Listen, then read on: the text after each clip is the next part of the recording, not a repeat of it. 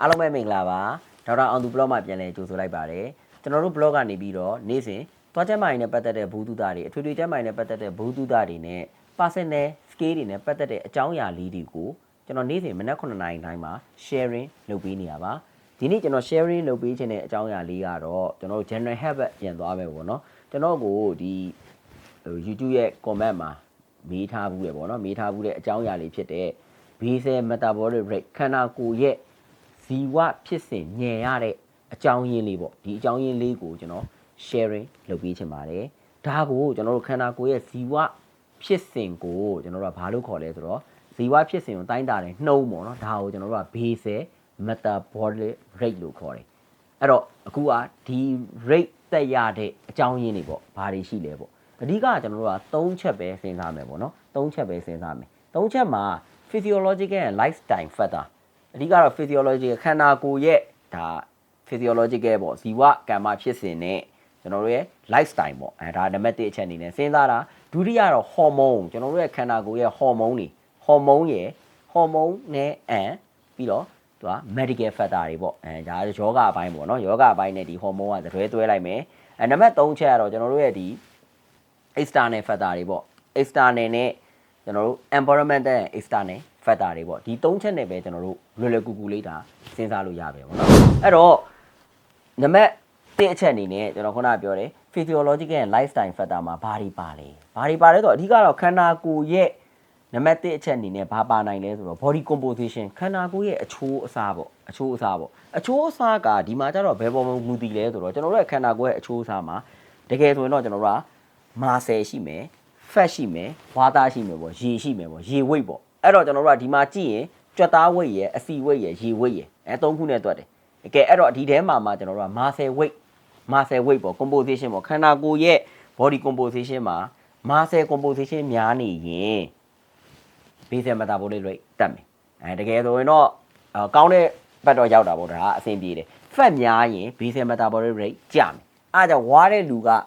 ပိုပြီးတစ်ခါတလေဝါတာမျိုးဖြစ်တတ်တယ်ဘာမှသိမစားဘဲနဲ့ကိုတချို့လေရှူရင်တော့ဝနေတယ်လို့ပြောတာအဲ့ဒါဘယ်ပေါ်မှာသွားမူတည်လဲဆိုတော့ကျွန်တော်တို့ကဒီ basal metabolic rate ပေါ်မှာမူတည်တာ basal metabolic rate တက်ရင်ကျွန်တော်တို့က muscle composition များတယ် muscle များတဲ့အတွက်ကျွန်တော်စားတာကျွန်တော်တို့ weight ကအရင်မတက်လာတော့ဘူးဒါ basal metabolic rate တက်တာရဲ့ကောင်းတဲ့အချက်ပေါ့နော်ဒါကတော့နံပါတ်1အချက်အနေနဲ့ body composition ကိုစဉ်းစားပါတယ်နံပါတ်2အချက်အနေနဲ့ကတော့ body size ဥပမာ body size ကြီးတဲ့လူပေါ့ body size ကြီးတဲ့လူနဲ့ body size သေးတဲ့လူရှင်ရင် body size ကြီးတဲ့လူက basal metabolic rate ပိုများတယ်ဘာကြောင့်များတာလဲ why ပေါ့နော်ဘာကြောင့်လဲဆိုတော့ကျွန်တော်တို့ခန္ဓာကိုယ်ကဒီ body size ပေါ့ဒီ body size အတွက်ကို energy ပေးဖို့အတွက်ပို့ပြီးတော့သူကဘာလုပ်ရလဲဆိုတော့ခန္ဓာကိုယ်ရဲ့ဇီဝကမ္မဖြစ်စဉ်ပိုများရတယ်ပိုမြင့်ရတယ်အဲ့လာမှဒီကျွန်တော်တို့ဒီအခုကြီးထွားတဲ့ခန္ဓာကိုယ် size ကိုကျွန်တော်ကအလုံးလောက် energy ပေးနိုင်ဖို့အတွက်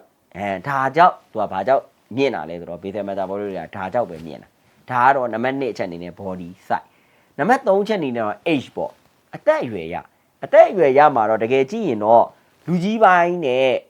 လူငယ်ပိုင်းနဲ့ပေါ့လူကြီးပိုင်းနဲ့လူငယ်ပိုင်းဆိုလူငယ်ပိုင်းက basal metabolic rate ပိုမြင့်မယ်လူကြီးပိုင်းကတော့ပို့ပြီးတော့ basal metabolic rate ပိုနေတယ်ပေါ့ဒါပေမဲ့တချို့လူကြီးမှလည်း basal metabolic rate တွေညံတဲ့လူမျိုးရှိတယ်ဥပမာ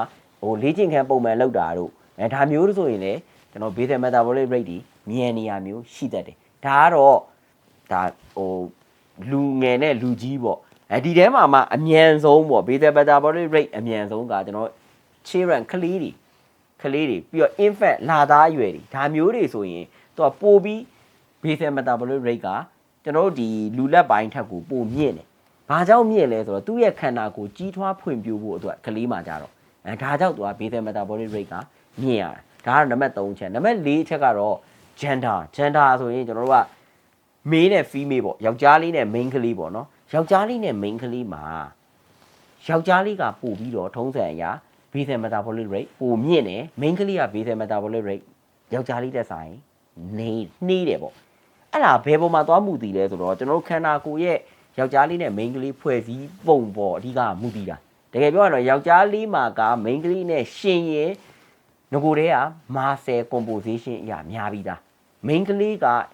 ယောက်ျားလေးနဲ့ရှင် muscle composition နည်းတယ်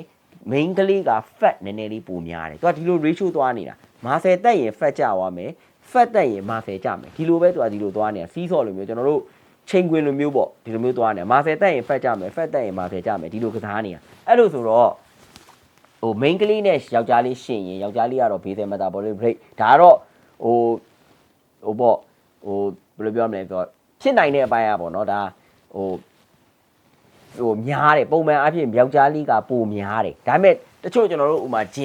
င်ဆော့တဲ့ဂျင်တော်တော်လေး active ဆော့တဲ့လူတို့ဘာလို့ဆိုရင်တော့တခါလေ main ကလေးမှာလည်းကျွန်တော်တို့ fat ကအရင်နေသွားတာမျိုးဒါရှိနိုင်တယ်ဒါပေမဲ့တကယ် January ရပေါ့ January ရရော theoretically ရရောရှင်းမယ်ဆိုရင်တော့ယောက်ျားလေးကပို့ပြီးတော့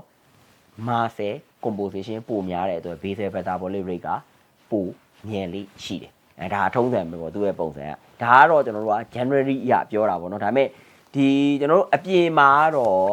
ဟိုကျွန်တော်တို့ exercise တွေ training တွေအရန်လုပ်တဲ့လူဆိုရင်တော့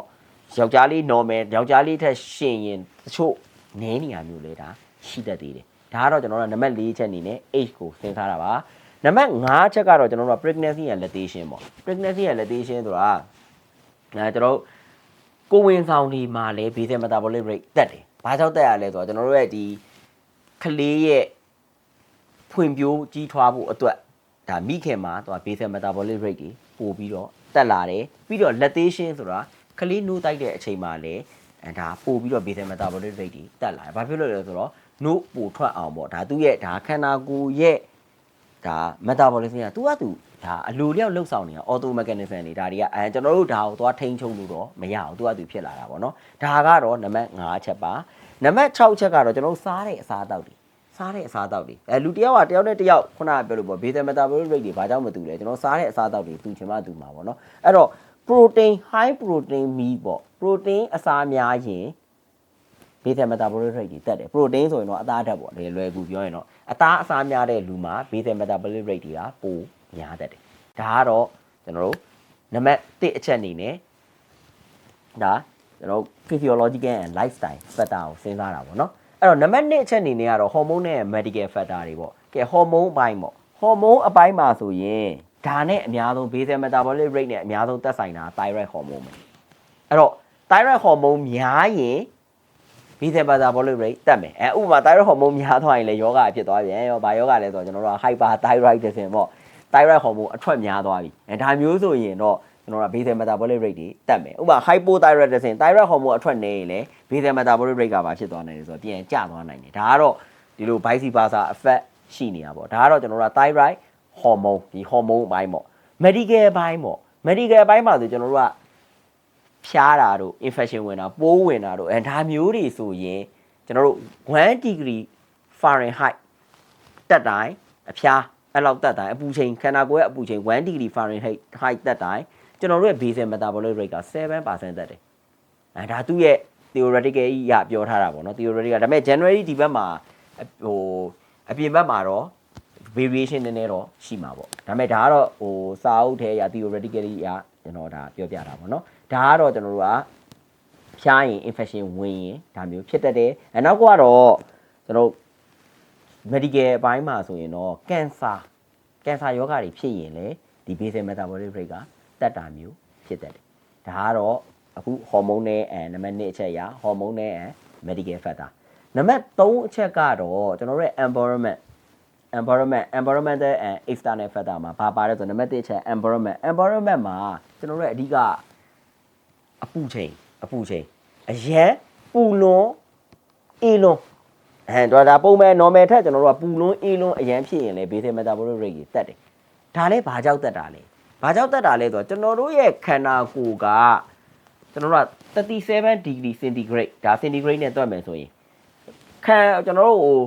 ဟို Fahrenheit နဲ့တွက်မယ်ဆိုရင်ကျွန်တော်တို့ရဲ့ခန္ဓာကိုယ်ရဲ့အပူချိန်က 98.6 degree Fahrenheit ရှိရမယ်ဒါထုံးစံပဲဒါသူ့ရဲ့ဟို regulate လုပ်ထားတာပေါ့နော်သူ့ရဲ့ဒီခန္ဓာကိုယ်ရဲ့ temperature ကိုအဲ့တော့ကျွန်တော်တို့ဥမာအပြင်ကအရန်ပူသွားတိုင်းအပြင်မှာဥပမာ40 degree centigrade ဖြစ်သွားတယ်40 degree centigrade ဖြစ်သွားတိုင်းhot အပူချိန်ကိုကျွန်တော်တို့ခန္ဓာကိုယ်ကလိုက်ပြောင်းမှာမဟုတ်ဘူးကျွန်တော်တို့ကလည်း40 degree centigrade မဖြစ်သွားဘူးကျွန်တော်တို့ရဲ့ခန္ဓာကိုယ်ကဘယ်ကိုပဲပြန်ထိန်းရမှာလဲ37 degree centigrade ကိုပဲပြန်ထိန်းရမှာ အဲ့လိုတော့အပြင်ဘလောက်ပူပူကျွန်တော်တို့ရဲ့ခန္ဓာကိုယ်က37ဝယ်ပြန်ထိန်းနေမှာဖြစ်တဲ့အတွက်ခန္ဓာကိုယ်ရဲ့ temperature ကဒီ temperature ပဲဖြစ်အောင်သူကပြန်ယုံမှာယုံတဲ့အတွက်သူကဘာလုပ်လဲဆိုတော့ဒီကျွန်တော်တို့ရဲ့ခန္ဓာကိုယ်ရဲ့ဇီဝကမ္မဖြစ်စဉ်ကဘာလို့လဲဆိုတော့ energy ပို့လို့တယ် energy ပို့လို့တော့ energy ကိုသူက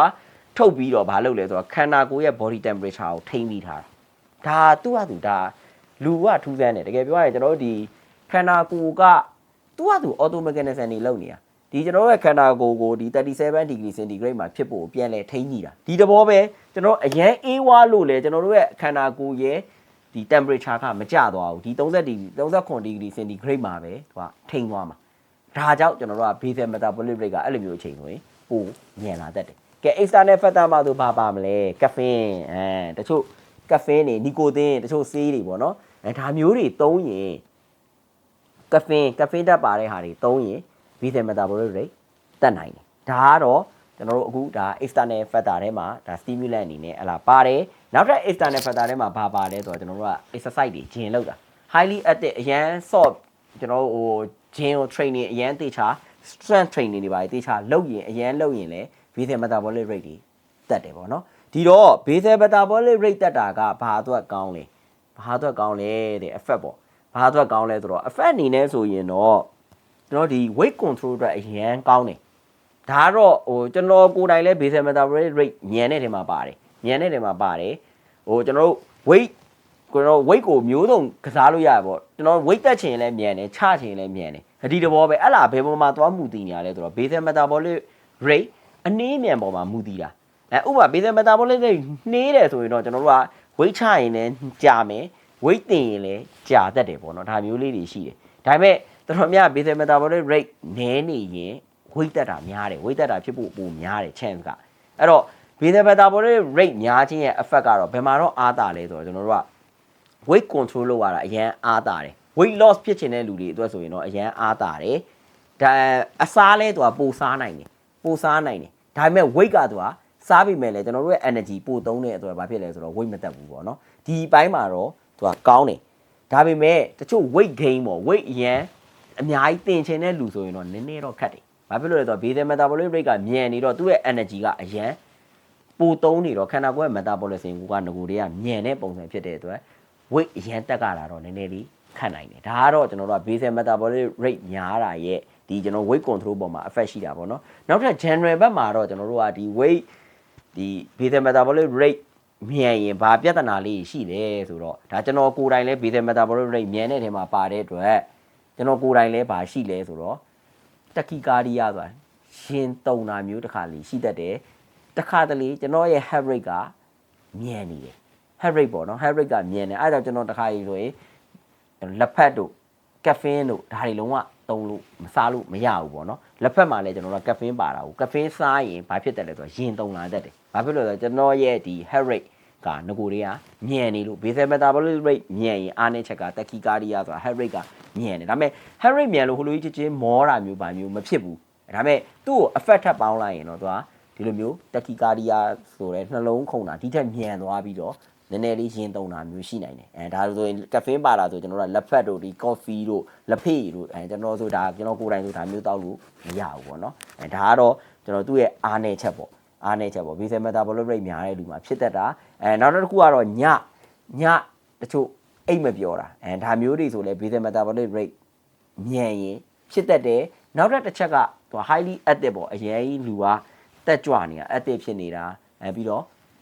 ချွေး excessive sweating လို့ခေါ်တယ်ချွေးအရန်ထွက်တာမျိုးပေါ့နော်ဒါမျိုးဆိုရင်ကျွန်တော်တို့ကအပြင်ပန်းကြည့်ရင်တော့အကြမ်းမြင်သိတယ်သူများထက်ဥမာလူနှစ်ယောက်ရှင်ရက်နေတယ်ကျွန်တော်အစားအသောက်စားတာပဲဖြစ်ဖြစ်တခုခုပေါ့ energy တခုခုမှာဂျင်ဆော့တာပဲဖြစ်ဖြစ်အရန်ကြီးချွေးထွက်တာသူများထက်များနေဒါဆိုဒါ basal metabolic rate မြန်တယ်လို့အကြမ်းမြင်သတ်မှတ်လို့ရတယ်ကဲအဲ့တော့အခုကျွန်တော်တို့ခန္ဓာကိုယ်ရဲ့ဒါဇီဝဖြစ်စဉ်ပေါ့နော်မြန်တဲ့အကြောင်းအရင်းလေးကနေပြီးတော့ဘူးတုဒတွေအများကြီးရရှိသွားမယ်လို့မျှော်လင့်ပါတယ်ဘူးတုဒတွေရရှိသွားမယ်ဆိုရင်တော့ထုံးစံတိုင်းကျွန်တော်ရဲ့ channel လေးကို subscribe လုပ်ပေးပါအောင်ခင်ဗျာကျွန်တော်ဒေါက်တာအောင်သူပါမင်္ဂလာရှိတဲ့နေ့ရက်လေးတွေကိုပိုင်ဆိုင်ကြပါစေခင်ဗျာ